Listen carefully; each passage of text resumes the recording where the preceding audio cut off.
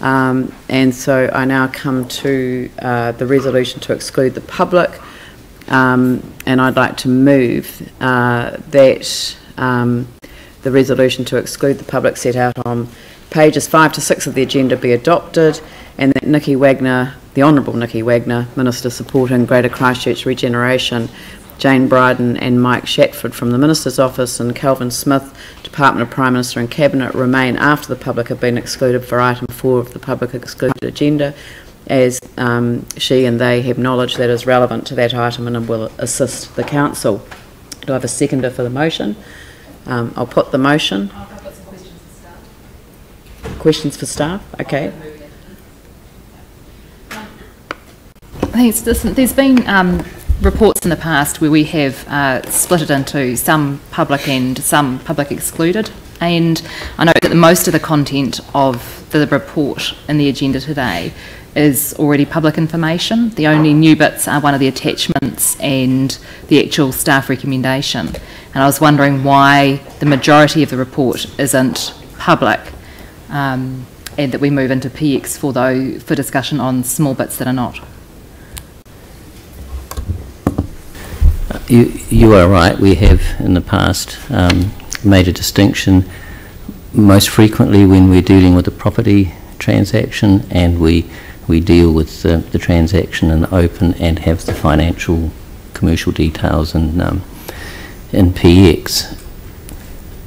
I don't have a view, but I just pick up from the Minister's letter where she did express the wish that the initial discussion be dealt with in PX. And because you have a report in front of you that you will be discussing, it would seem to make sense that the document remains in PX, but that it's released as soon as it possibly can be once the Minister has completed her negotiations. Cabinet's approved the proposal and it's gone to the Bishop. So the Minister's letter is attachment A, and I understand that the Minister also has some further information for us that should be dealt with in public exclude, and I can understand that. But the actual rest of the content of the report is already public information, and I'm wondering why that. We can't split that. Is it normal practice for us to keep something in confidence just because someone has asked us to? And does that get us out of our Local Government Act obligations?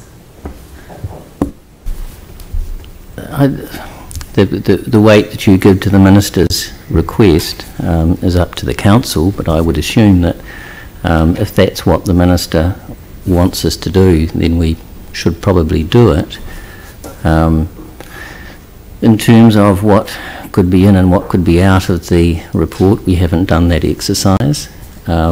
I'd also make the point that there's not going to be much of a gap between this meeting and when the information will be able to be released. So I just come back to the point that what's in the report, whilst of and in itself, may not be, may not need to, or maybe have information that is public. The fact that you will be discussing that, I think, my view anyway, is that you should keep it in PX and just release it at the earliest opportunity. Glenn? Thank you. On that basis, Ian, would it be your view that essentially we're dealing with two circles? So us as council, where our default setting should be public, but we're dealing with, you know, the other party which doesn't share the same setting. So it's just how it is. It's kind of central local. And this situation was quite frequent post-earthquake when we were getting information from the Crown, and the only way we could get it is if we complied with their obligation of confidence, and that worked. We knew what the rules were. They have different rules to us. I'm not opposed to the openness and transparency, but I think, to be practical, this is the situation that we're dealing with. Let's get on and do it and release the information as soon as we possibly can. Question?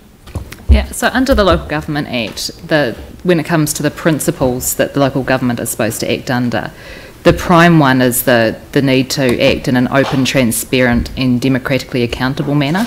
And the Act is clear that if there's a conflict between practicality and efficiency and other principles, that the openness, transparency and democratically accountable one should be the prime one that we look at. Isn't it the Lagoima legislation that we're talking about? We're not talking about the Local Government Act. This is the Local Government Official Information and Meetings Act. Principles about how we operate. The Local Government Official Information and Meetings Act is the act that determines whether a matter can be dealt with in a public excluded environment or whether it is required to be dealt with in an open environment. Yep. But we were just hearing that it's a matter of practicalities and speed for this one. No, it's not what Ian said. You can't reinterpret what the lawyers told us. So, can you advise on the Local Government Official Information and Meetings Act on the basis for excluding the public for this item? The Act sets out a number of situations where an organisation would be entitled to withhold information from the public. And we are in compliance with one of those provisions, which is that we have and we will be discussing information that's been provided to us on condition of confidence. And we're entitled to rely on that specific provision, and the Crown has asked that we do. Thank you. So when we get into the PX section, because this is obviously going to pass, it would be really good if you could point out which bits have been provided in confidence, so I can be sure of that. Yeah.